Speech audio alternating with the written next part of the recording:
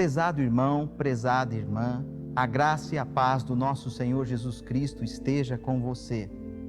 Dentro de alguns instantes, iniciaremos o culto a Deus, o Catedral Inspiração. Somos a primeira igreja presbiteriana independente, a Catedral Evangélica de São Paulo. E você é muito bem-vindo e muito bem-vinda aqui para este culto. E se você participa de maneira virtual, o convite é para que, quando for possível, esteja conosco presencialmente, para juntos adorarmos a Deus. Nosso trabalho aqui é para que a sua vida seja edificada. Acompanhe também a igreja por meio das redes sociais. Que o Deus de paz seja contigo. Amém.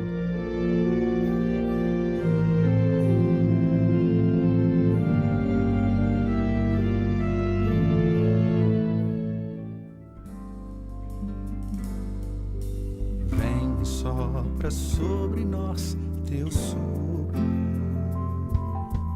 reunidos neste ajuntamento,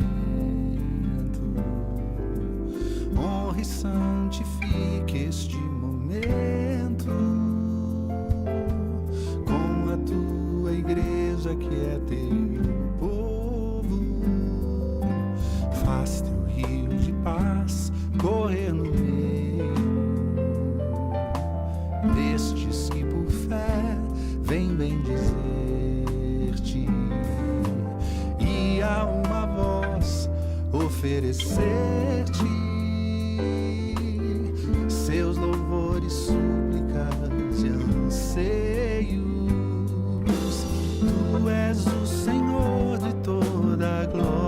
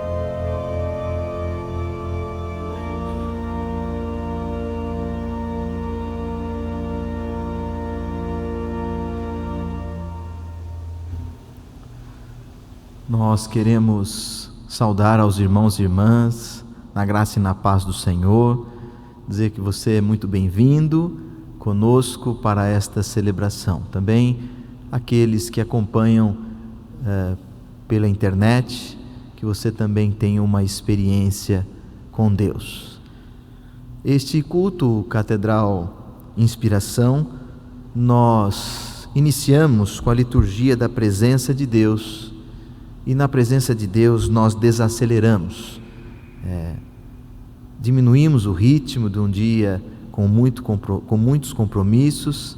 Agora estamos diante do Senhor, não tem, ou pelo menos tentaremos, acalmar as nossas preocupações e aquilo que tem tirado a paz. E na presença do Senhor, o salmista intercede: cria em mim, ó Deus, um coração puro e renova dentro de mim um espírito inabalável. Neste exercício de desacelerar, nós teremos um tempo de silêncio. Procure respirar pausadamente, feche os seus olhos se for possível. Faz parte deste exercício de desaceleração, e depois de um tempo de silêncio, nós cantaremos o hino conforme a indicação litúrgica.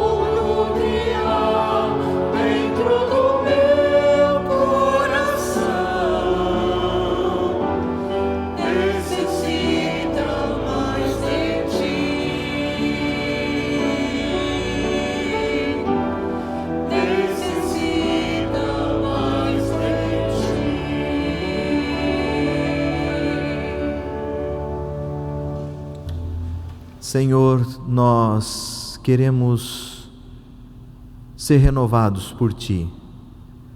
Queremos que o Senhor nos auxilie neste processo de transformação, que nós consigamos confiar em Ti, entregando nas Tuas mãos as preocupações.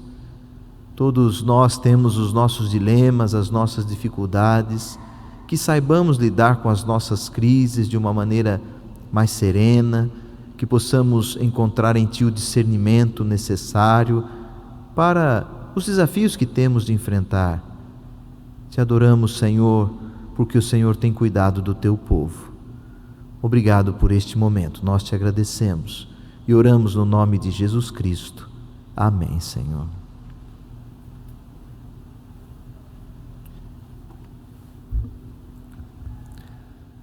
A casa do Senhor é um lugar de oração, mas a casa do Senhor também é um lugar de gratidão. Por isso, em nosso culto, temos este momento tão importante e tão saudável para a nossa vida, para o nosso coração e também para a nossa espiritualidade. E a palavra de Deus assim nos orienta em relação à gratidão. Deus pode fazer-vos abundar em toda graça, a fim de que, tendo sempre, em tudo, ampla suficiência, superabundeis em toda boa obra, como está escrito: distribuiu, deu aos pobres, a sua justiça permanece para sempre. Como expressão da nossa gratidão, nós vamos cantar. E a letra deste hino expressa muito bem este sentido. E também como expressão da nossa gratidão, nós podemos ofertar. Se este é o seu desejo, isso está em seu coração. Temos os gasofiláceos aqui, você tem também os dados da conta da igreja, você pode fazer a sua oferta expressando assim a gratidão.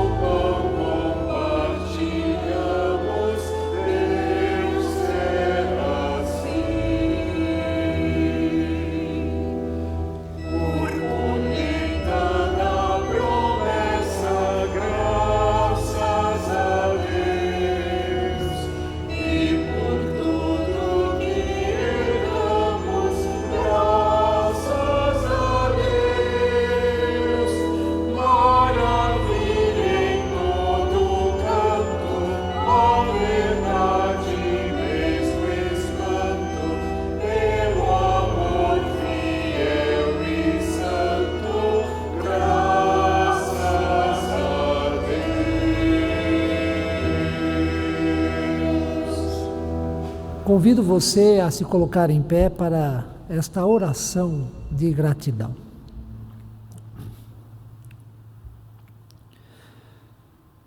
Senhor, Pai amado, Deus querido, soberano, gracioso, Deus de toda consolação. Neste momento, Senhor, nós somos tomados pelo sentimento de gratidão ao Senhor. Muitas são as bênçãos que nós recebemos, ó Pai, diariamente. Algumas nós somos conscientes, outras não. A nossa gratidão pela vida, a nossa gratidão pelo alimento, a nossa gratidão pela saúde, a nossa gratidão por estarmos na Tua casa, Senhor, louvando, adorando o Teu santo nome, e tendo também a oportunidade de aprendermos mais da Tua Palavra e de sermos tocados pelo Teu Santo Espírito que fala profundamente a nossa alma. A nossa gratidão, Senhor, pelo Teu Filho Cristo Jesus, que veio ao mundo, ensinou tantas coisas concernentes à Tua vontade.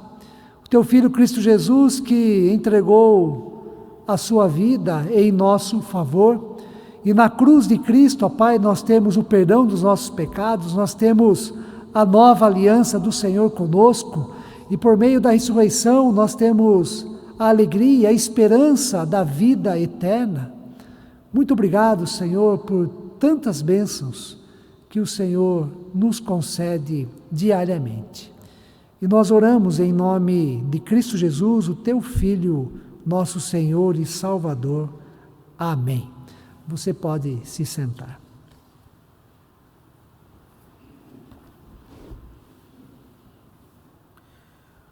Liturgia da Contemplação, nós teremos a oportunidade de escutar a narração bíblica segundo o Evangelho de Lucas, capítulo 18, do verso 9 ao 14. E enquanto nós escutamos a leitura deste texto, vamos contemplar a obra de arte que tem por título A Parábola do Fariseu e do Publicano.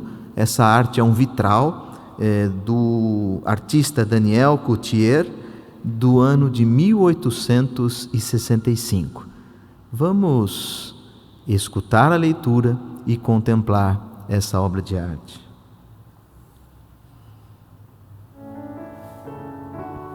O Evangelho segundo Lucas, capítulo 18.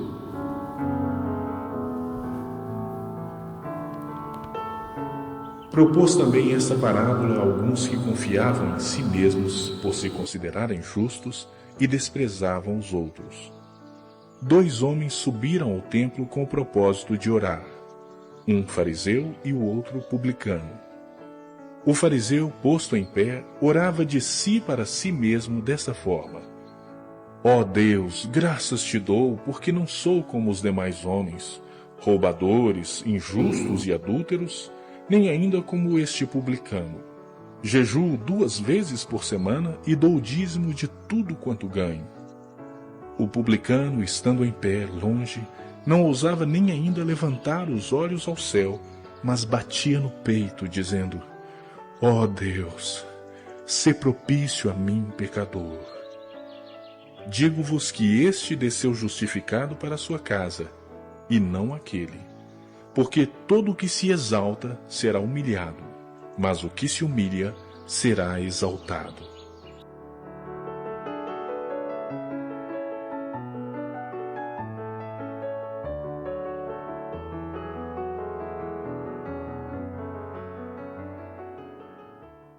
Bem-aventuranças, alegria e conforto.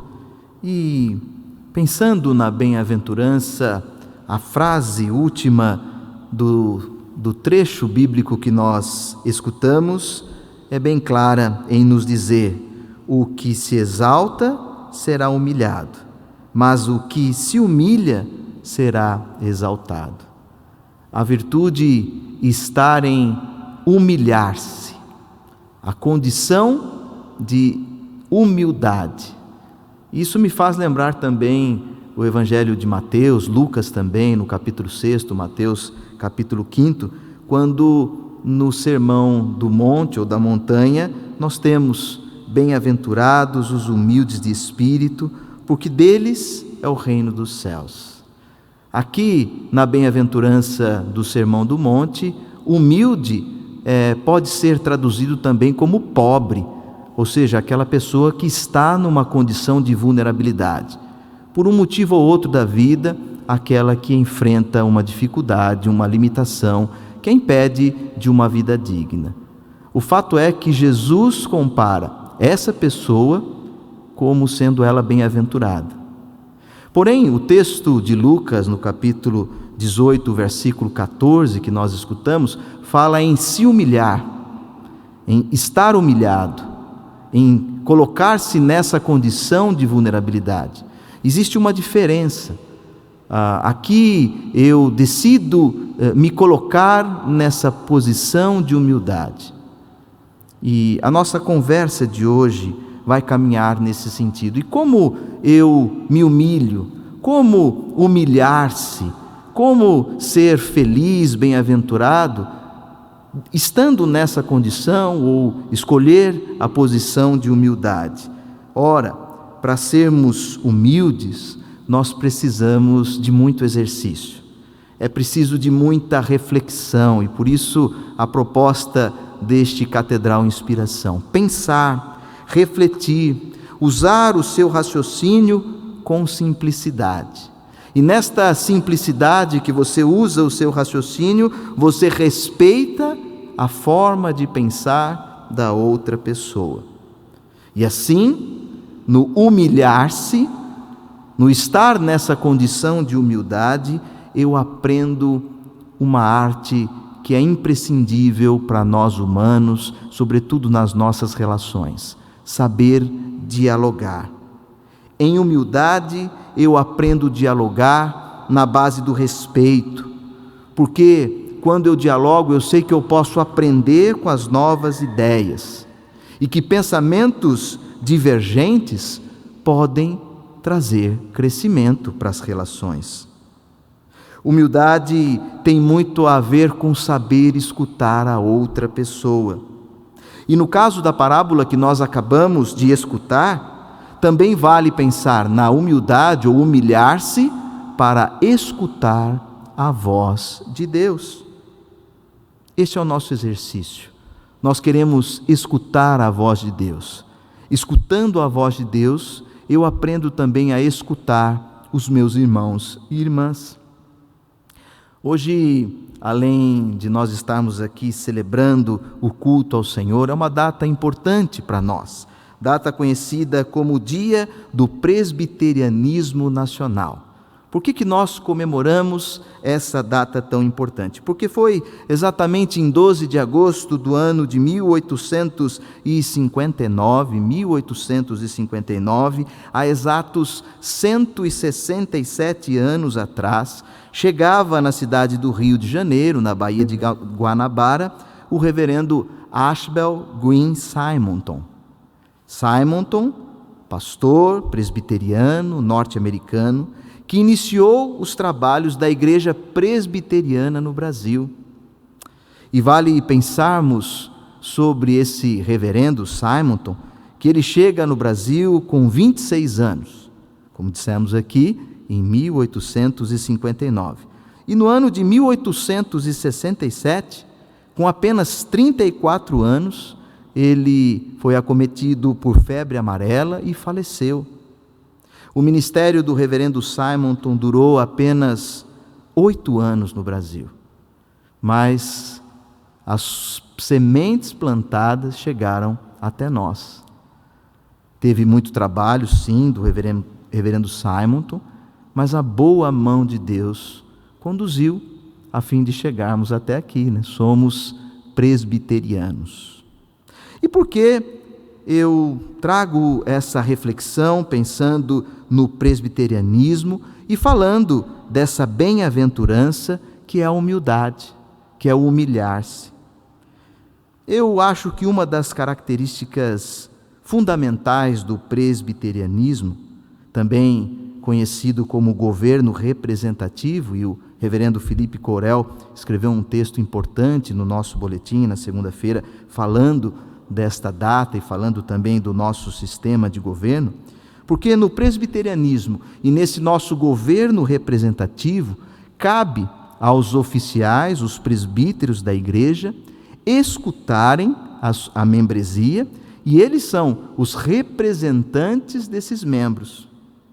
Portanto, o presbiterato, ele é fundamentalmente dialogal, ele precisa existir o diálogo.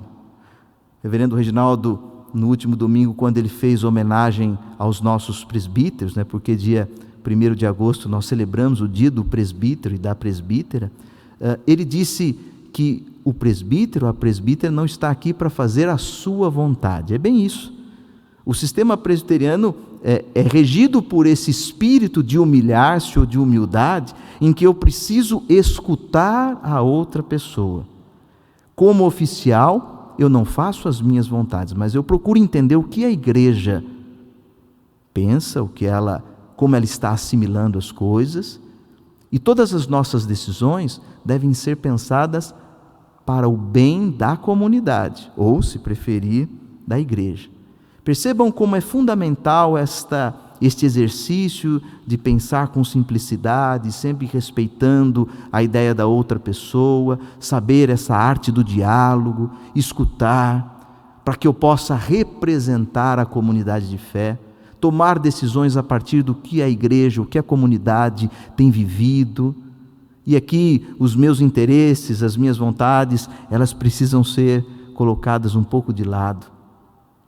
E neste pensamento, aqui também incentivando cada um de vocês, irmãos e irmãs, a tornarem-se oficiais da igreja e viverem esse modelo de governo tão importante que está aqui no Brasil há 167 anos, vamos voltar ao que o autor do Evangelho de Lucas propõe para pensarmos no que diz respeito a o que se exalta será humilhado e o que se humilha será exaltado. O autor aqui do Evangelho, ele coloca dois personagens, o fariseu. O fariseu era o religioso que cumpria toda a liturgia, seguia todas as suas regras, o ordenamento da religião para ele era de fundamental importância. E ele tinha aqui um conceito de que o reino de Deus só seria implantado com a completude ou com o cumprimento de todas as regras e ordenanças do Antigo Testamento. Aqui, ao fariseu também faltou um pouco do movimento da Reforma Protestante, de onde nós viemos, o presbiterianismo, porque faltou a ele compreender o conceito de graça. Nós somos salvos pela graça de Deus, foi o amor dele derramado, não tem o que eu possa fazer para que a minha vida seja salva. Isso liberta, porque você não vai ter essa influência toda, o pecado que você cometeu foi perdoado na cruz do Calvário, é Jesus quem nos salvou. Porém, o fariseu tinha essa interpretação equivocada. O fariseu, ele pensava que o modelo de vida que ele vivia deveria ser imposto às outras pessoas. E por isso, ele, na sua oração, ele colocava-se como melhor que os outros. O autor diz que ele orava de si para si mesmo, dizendo: ó Deus, graças te dou, porque eu não sou como os demais homens, roubadores, injustos, adúlteros, nem ainda como este publicano. Eu jejuo 2 vezes por semana, dou o dízimo de tudo que ganho. Percebam, e aqui eu li o capítulo 18, versículos 11 e 12. Percebam que a oração do fariseu era uma oração vazia. Ele orava de si para si mesmo. Entendia que o modelo de vida que ele vivia deveria ser uma imposição para as outras pessoas. O outro personagem citado aqui na leitura bíblica é o publicano, o cobrador de impostos. Uma pessoa que não era perfeita e reconhecia as suas imperfeições, as suas falhas. E ele trabalhava num lugar totalmente corrompido, porque era ele quem recolhia os impostos do Império Romano, império esse que explorava as pessoas. Portanto, o publicano era um instrumento de exploração. Ele sabia que no seu trabalho existia muita corrupção e que muitas vezes ele era corrompido e corrompia pessoas. Sabia que a sua vida e a sua família não eram perfeitas. Ele tinha, sim, os seus problemas e crises e colocou tudo diante do Senhor. Também entendia que não era um modelo de padrão para ninguém. Reconhecia e estava disposto a humilhar-se. Ele pedia perdão. E a oração do publicano foi dessa maneira. Em pé, de longe, não ousava ainda nem levantar os olhos aos céus, mas batia no peito, dizendo: ó Deus, tenha misericórdia de mim, tenha piedade de mim, eu tenho falhas, Senhor. E o próprio Jesus conclui a lição dizendo que daquelas duas pessoas o perdoado foi o publicano. O publicano, foi perdoado, justificado, voltou para casa, porque todo o que se exalta será humilhado, mas o que se humilha, esse será exaltado. Versículo 14. Estamos falando hoje sobre essa virtude, essa bem-aventurança de se humilhar ou humilhar-se. E queremos, eu e você, viver essa humildade nas nossas vidas. Mas para humilhar-se, ou para viver essa humildade e sermos bem-aventurados, algo é preciso entre nós. O que faltou ao fariseu. O fariseu confiava demais em si mesmo. E se nós queremos viver essa humildade, nós não podemos confiar em nós mesmos. Não podemos confiar em nós mesmos. O fariseu tinha essa falha. Ele achava que pelas regras que seguia, pela liturgia que ele cumpria, ele estava salvo.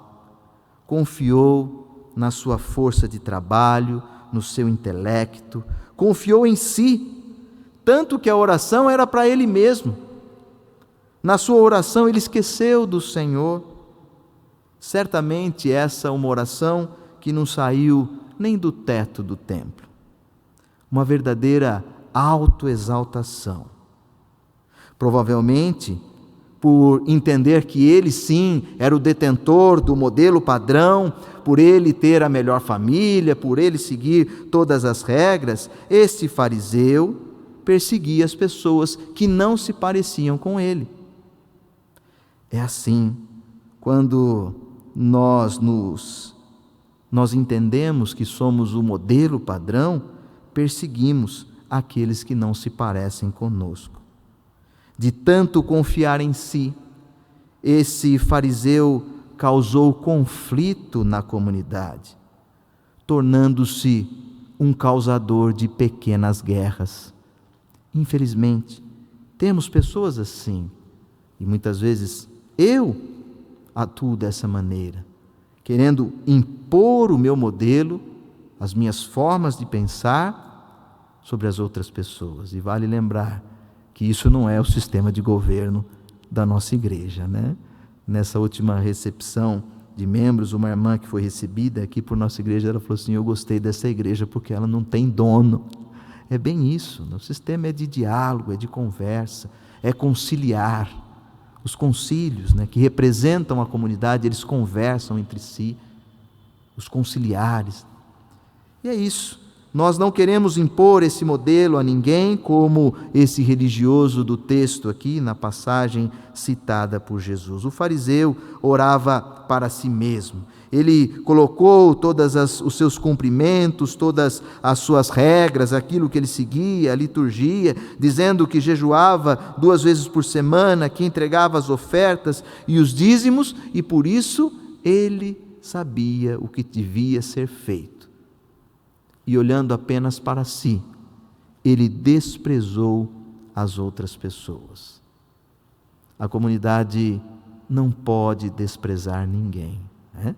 Humilhar-se para viver essa bem-aventurança tem a ver com não desprezarmos ninguém, muito menos impor condições a quem quer que seja. Por isso nós não podemos confiar em nós mesmos. E para não confiarmos em nós mesmos e fugirmos dessa autoexaltação, do culto a si mesmo, evite as comparações, meu irmão. Evite as comparações, irmã. As pessoas são diferentes. Talvez o que deu certo para você não funcione para o seu irmão e para a sua irmã. E nós temos essa dificuldade, né? Queremos que as pessoas façam como nós fazemos, e isso nem sempre dá certo. O fariseu, além de fazer as suas comparações, ele considerava que o modelo de vida dele era melhor do que a vida do irmão que estava ao lado. Lhe faltava a humildade.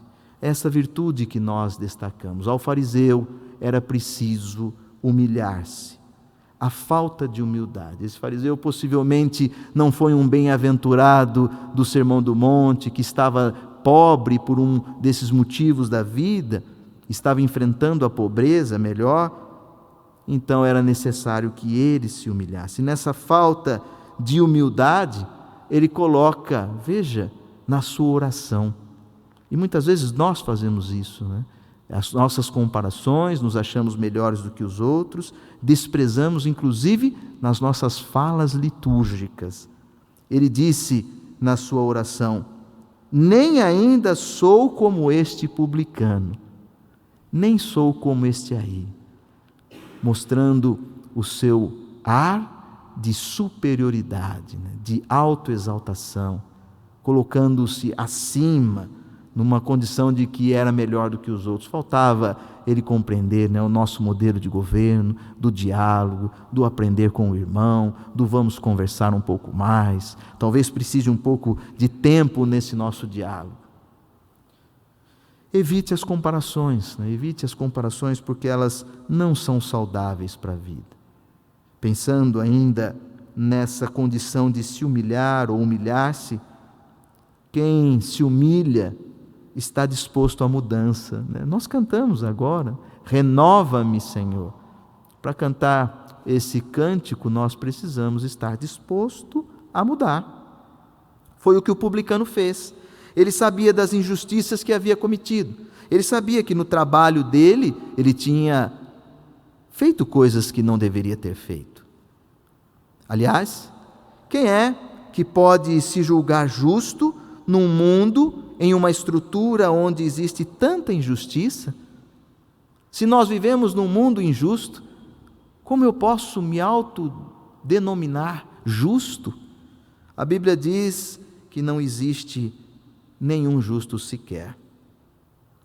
O cobrador de impostos, ele não forçou a barra. Por saber que não era uma pessoa correta e que tinha suas incoerências, ele não impôs a sua forma de viver ou modelo de conduta a ninguém. E a fé cristã nunca é imposição, nunca pode ser imposta a quem quer que seja. Nós não temos que impor modelo de vida, de relações, de família a quem quer que seja, não é nosso papel. A conversão é sempre em amor e nasce no coração.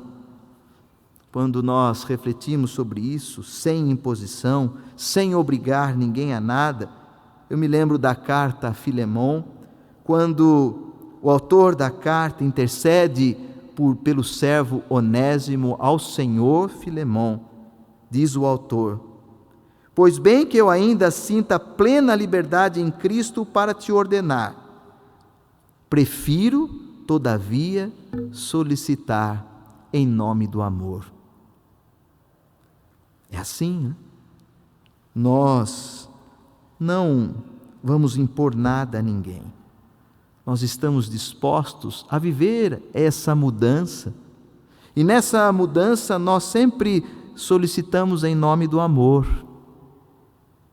Assumir a condição de humildade, como aqui na carta de Filemon, nos versículos 8 e 9, em que o autor solicita em nome do amor, ainda que ele tivesse autoridade para impor, para exigir, ele pede em nome do amor.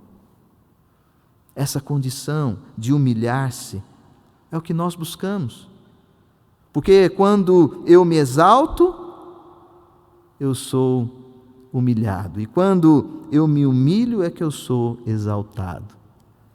Falando sobre esse texto com as crianças do Espaço Criança, um dos projetos aqui da Fundação Presbiteriana, ligada também a esta igreja, eu perguntei a uma das crianças: o que é estar exaltado? Aí ele falou assim: pastor, exaltado não é falar de forma grosseira? Eu falei: também. Aquele que se exalta, que pensa que é melhor ou maior do que os outros, ele é grosso, ele deixa a gentileza, ele comete violências. É isso. Nós precisamos aprender na gentileza, na arte do diálogo. E para concluir essa nossa conversa de hoje, humilhar-se ou viver em humildade implica confiar incondicionalmente no Senhor Jesus e não em nós mesmos. Nós não confiamos em nós mesmos. A igreja presbiteriana chegou até aqui porque Deus a conduziu. E nós, como servos de Deus e sob a conduta ou a direção do Senhor, nós estamos dispostos a mudanças. Não queremos nos fechar em nós mesmos. Queremos, melhor ainda, viver a partir do Evangelho de Cristo e em Jesus Cristo. As coisas antigas passaram e se fizeram novas. Não queira ser modelo de imposição sobre ninguém. Apele e confie sempre no amor. E não tenha medo de se humilhar ou de humilhar-se diante dos seus irmãos e irmãs. Que Deus assim nos abençoe. Amém. Neste exercício e para escutar profundamente a palavra do Senhor, vamos mais uma vez contemplar a obra de arte e escutar a leitura do Evangelho.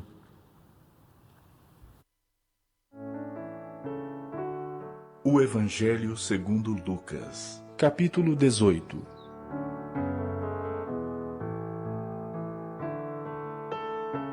Propôs também esta parábola a alguns que confiavam em si mesmos por se considerarem justos e desprezavam os outros.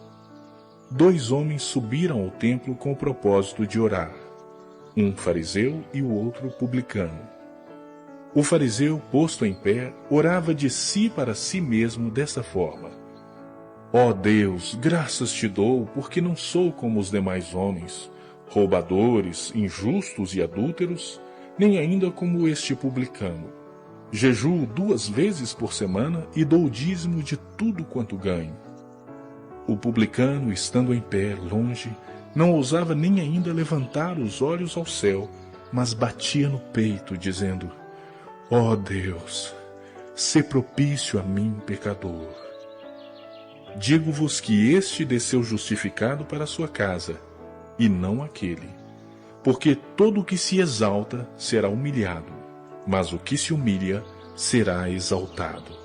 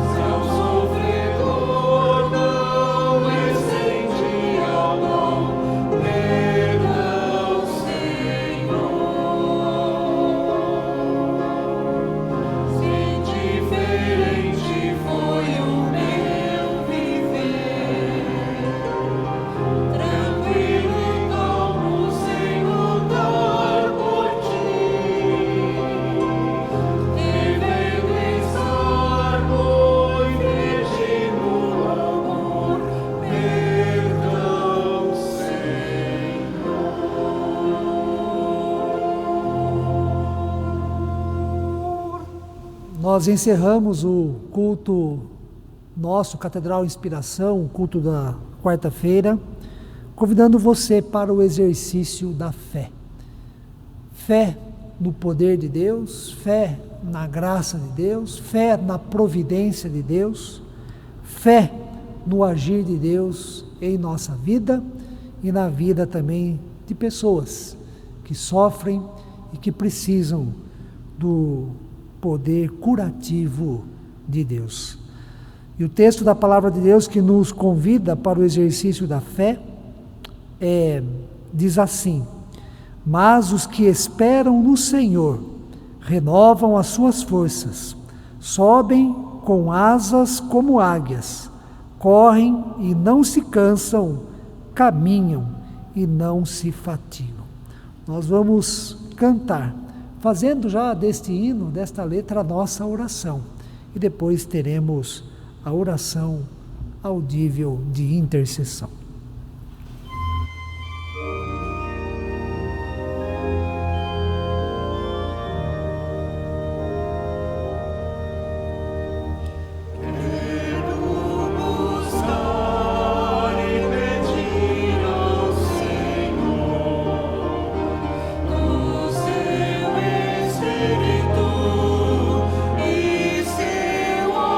Amor, e